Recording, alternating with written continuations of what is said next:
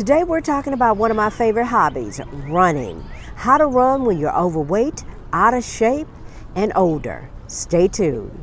Living my life like it's golden. Living my life like it's golden. Living my life like it's golden. Living my life like it's golden. Living my life like it's golden. Golden. Living my life like it's golden. Living my life like it's golden. Greetings, welcome to Success with Etiquette. I'm Sean, and I create videos to help you walk with confidence, explore new places, and live life without regrets. If you're new here, consider subscribing. Today we're talking about running. Yes, running sucks. I'll admit that. It's my favorite hobby, but it sucks. I want to share with you my journey and how I grew to love running.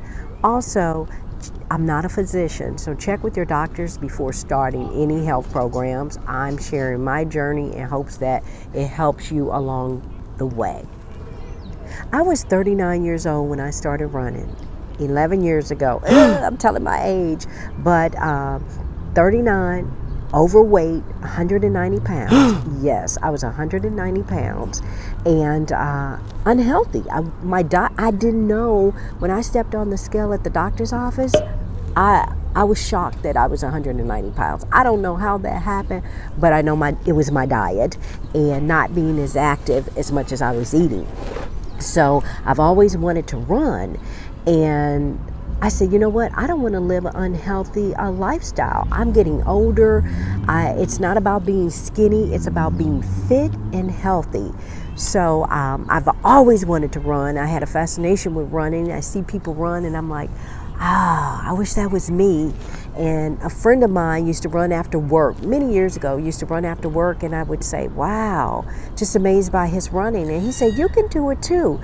And back then I wasn't even overweight, but running to me, it just seemed funny having people stare at me running.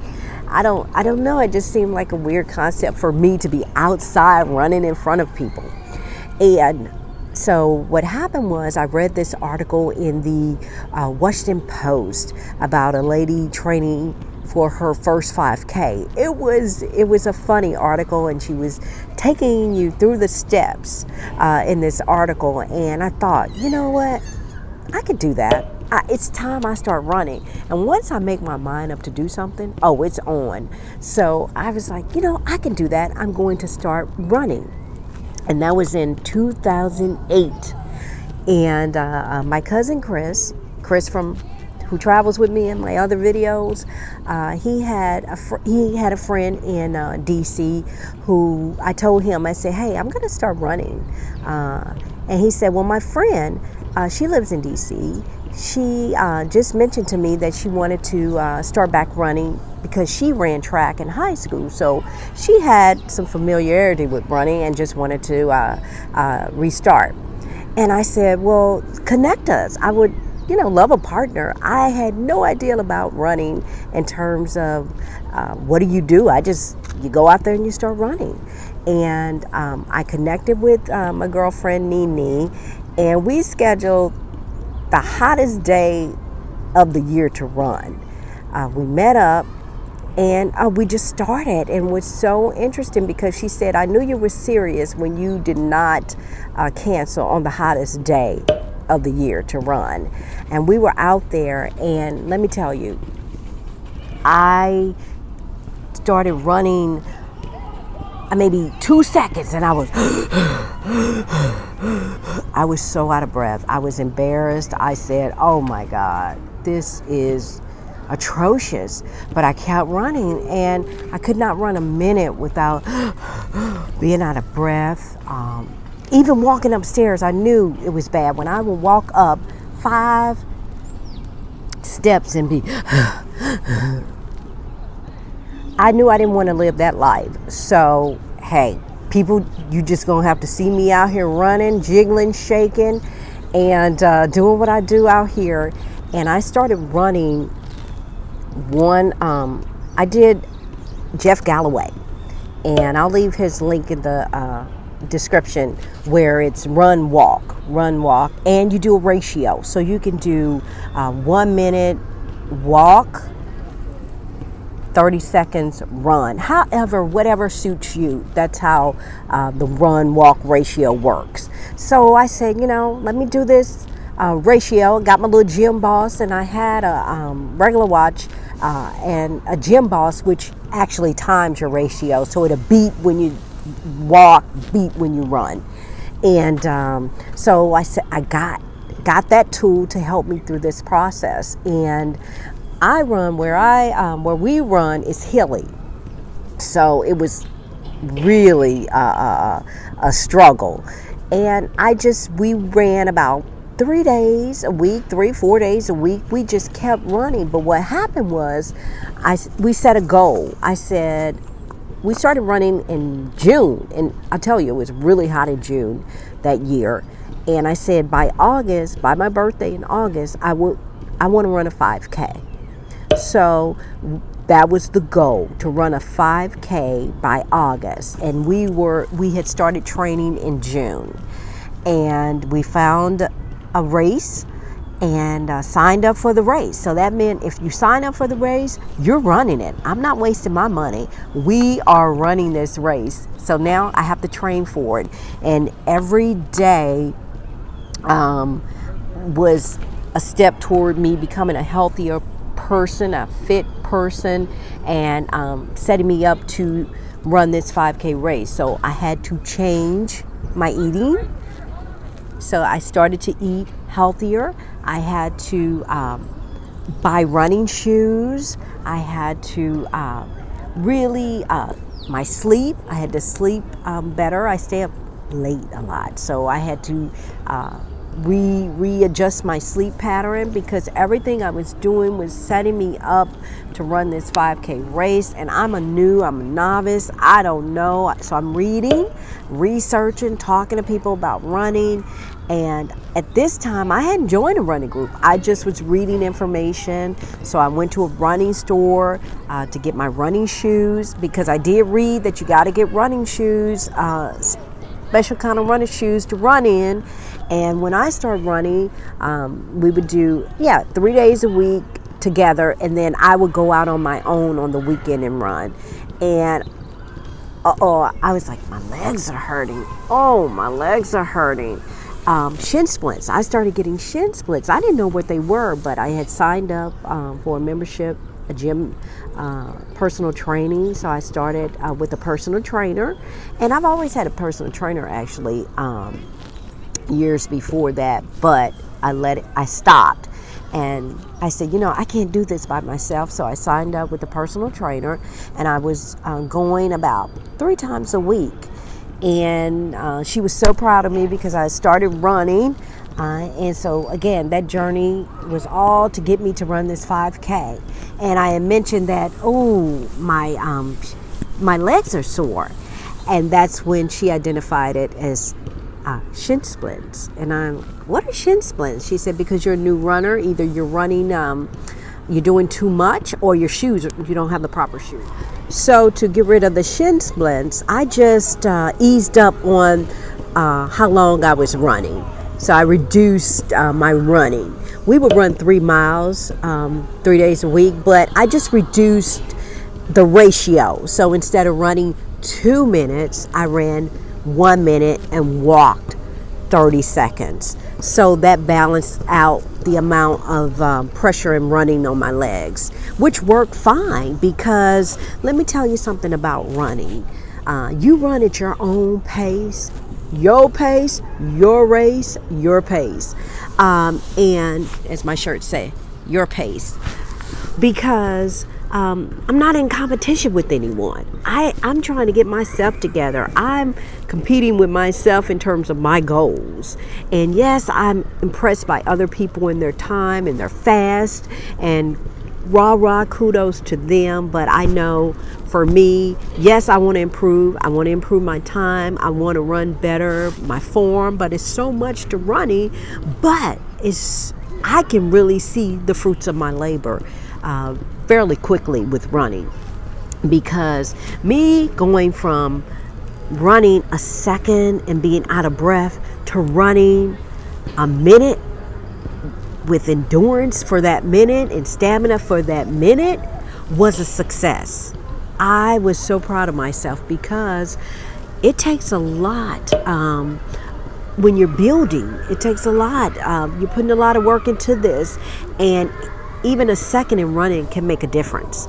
A minute, it's like, whoa, you knocked a minute off your time? That is excellent. So you really can quickly, if you're consistent with your running, you can see a difference in a matter of a month. For me, it was a matter of a month. I saw that, hey, I can run 60 seconds, a minute longer than I did the last month. And you just, when you're consistent and when you're learning the proper way, nutrition, and how to run efficiently and how to breathe, it's a lot to running. It's a process, but it's encouraging, and it's a big achievement. So I was seeing progress. So when I see progress, to me, that's success. And I kept on with the journey because remember, I had a goal. August, we were running this 5K. And each week we got better and better. And I was consistent and working out. I was going to my trainer, and I was running at the same time. And so now I had to work on my diet because my weight wasn't really moving. And so she told me, hey, that's your diet. 85% of your weight is based on your diet. You have to change your eating habits in order to see the results that you're working so hard to attain. And I just was like, okay, because I was losing weight, but not at the rate in which I was working out and running. That I thought I should have been losing a little bit more weight, and I wasn't. So it was my diet, and so I was trying to get my diet together. And our first, so that was coming together with my workout, the strength training, because I can't just run. I had to strengthen my legs, my core, my back.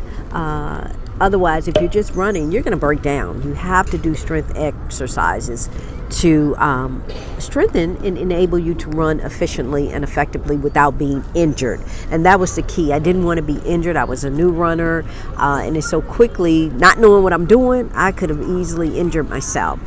And we trained, and the race came on August. Woo! And a 5K is 3.1 miles, and it was out in a park with a 3-mile loop. And I remember I was so nervous. My first race, I was so nervous, and my girlfriend, I even had to stop. She was so kind to stop with me to use the restroom. And that was just purely nerves, because when I run, even today, when I run, I don't have to use the restroom. I can run a marathon without even having to stop to use the restroom. I've never stopped to use the restroom during a marathon, doing a race, for any race for that matter. Just this race, and that's because I was so nervous, and it felt like the pressure was on my bladder. It just was a combination. And then too, I was still overweight. By this time, I was probably about 184 pounds. That's still heavy. I'm 5'1", so that was still heavy. And I could feel that pressure when I was running. And I could feel, when they say the booty bounce, I'm a thick chick. I got booty on me, so I could feel my booty bounce when I was running. When I first started running, I was like, oh my God, this is what they mean with the booty bounce. I could feel it jiggling and running, jiggling while I was running. She stopped with me to use the restroom and stayed with me while I was running, and I finished the race. I finished my 5K. Yay! I was so excited, and they served chocolate-covered strawberries and bananas and bagels. This was, oh my goodness, this was a great first race. They did it up, and come to find out, in my age group, I won a prize. I came in second place, and I won this book. It's Women's Complete Guide to Running by Jeff Galloway. I won this in my first race, my first 5K. And so after that race, we were consistent. We continued to run, and then we set our goals on, okay, an 8K, a 5-miler, a 10K, and then we said, okay, we worked our way, and I was learning more and more about running. And still, I hadn't joined a running group yet. Never thought to at that point. And just reading Runner's World, that was where the wealth of my information came from. And from there, the next year, we said, we're going to do a half marathon. So we were training, so we put that on the schedule. Our first half marathon, we're from St. Louis, Missouri. So we said, you got to take it home. Let's make our first half marathon, 13.1. Let's do it at home. And so Go St. Louis was going to be our first half marathon. But it was a progression. And by that time, I was getting my diet together. I was being healthier. I was eating better. And I was confident running. I was confident in my running. And again, it wasn't about how fast I was. I was improving. It wasn't about speed, but it was in terms of me getting better at running, my endurance, my stamina. I could run longer. And it started, that was after my first half marathon. But I could see where now I could run 10 minutes without stopping. And I could just see the progression. I wasn't out of breath. I was feeling good after my runs. I no longer had shin splints. So it was a progression that I could see along the way. And to fast forward, let me just say this. I actually kept some important bibs. This was the first 5K I ran where I ran for 30 minutes without stopping. Yes, and that was in 2010. That was October 23rd, 2010. I ran this race without stopping, and I kept this. So it means a lot to me. So that race, when I ran without stopping, was in October 2010. But my first half marathon in St. Louis, Go St. Louis, was April 2010. And that race, let me tell you, that race, I did all the training and I thought I was ready, but I didn't know about fuel. So I cramped up in that race. I finished, yes, I finished, but I was walking and running and with cramps. And part of that race is St. Louis is hilly, so part of that race was very hilly, and I had to walk because of my leg cramps, so that slowed me down. And I only realized the importance of nutrition after the race. I didn't even run with a water bottle or anything. I was just drinking along the way, and that is not the proper way to fuel.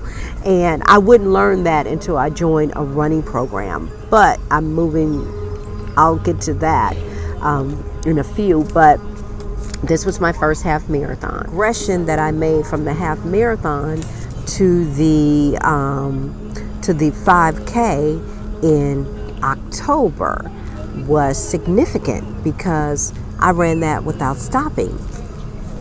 And that is how running works. You just have to be consistent, and you have to put time into it and the proper exercise and nutrition, and you can run. I never thought that I would be a runner. I didn't. And when I started and going through the process, it's just something I enjoy doing. It has been the best thing in my life to improve my health, improve my diet, improve my weight, keep me fit, and living a healthy lifestyle. And again, my diet is key, but all these other components of exercise and running definitely help me. And I want to say that at 39, my first race was it was August 21st actually, because my birthday was the next day. I turned 40. You can do it. I was like, man, there's no limit. I can do it. You just have to put the work into it. And from there, I went on after our first half marathon, we decided to do another half marathon, the San Antonio marathon in Texas, the Rock and Roll San Antonio, and that was in November 2010.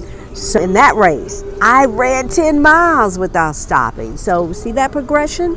I ran 10 miles without stopping. I was on it, and my diet was really on point then. I had lost a total of about 23 pounds. My weight was really getting under control. So by then, losing 23 pounds from 190, what is that? I must have lost more than that, because 184 and 23, yeah, it got me down to, you do the math, 160 or something like that. I'm going to show you the pictures. I'm going to put up the pictures and let you see the difference in that transition and that transformation. And it was significant. And so by October 2010, I was doing it. I was healthy. I felt good. And I just kept being consistent and improving in my running. And that's when we decided it was time to stomp with the big dogs and sign up for a marathon. My girlfriend was like, we should run Marine Corps Marathon. And I was like, I can't run no marathon. And she was like, you can do it. We just have to increase our mileage, but we can do it. But we knew at that point, if we were running a marathon, I was like, we need some help, some real help. So we decided to join our running club, and that's when we joined. I joined two. I joined Pacers Running Club for my long distance runs on Saturday, and I joined Potomac River Running for my during the week runs. So I would run with them for my tempo runs and my speed workout, and then Pacers, I would run with them my long run. I had the best time. Oh, it was so much fun. And I'm going to do another video about my training for a marathon, because that's just, that's a whole episode in itself. But that was the progression of me running. For me starting at an older age, starting at 39, being overweight and reducing my weight to a healthier weight, and also being out of shape. Now I have the endurance to run longer. I have the stamina. I was climbing stairs without huffing and puffing. I was on a road to be living a lifestyle, a healthy lifestyle. I wanted to make it a lifestyle. And that's what I did. And I wanted to share that with you to let you know that you can do it too. I've run 5 marathons, over 20 plus half marathons, a host of 10 milers, and other races. So 10 milers are my sweet spot. That's my sweet spot. And I'm going to do a video to show you how I registered for a 10 miler coming up in May, and I'll have to start training for that. So I want to show you that process. In an upcoming video, I'll share with you my marathon experience. And, I keep my milestone marathon bibs. This was my first marathon, Marine Corps Marathon in 2011, and I'm very proud of that. And it was a great running experience, so I want to share that with you. I had some challenges in that process, but I'll never forget it. Question of the day: are you a new runner, and what challenges have you overcome on your running journey? Drop me a line, let me know. Let's talk about it. If you like this video, be sure to subscribe, like, and share. Runners Unite. Drop me a line. I'm going to go and enjoy this park. Everybody's out playing, riding bikes, running, having a good time. And get these spots off my glasses. Until next time, peace.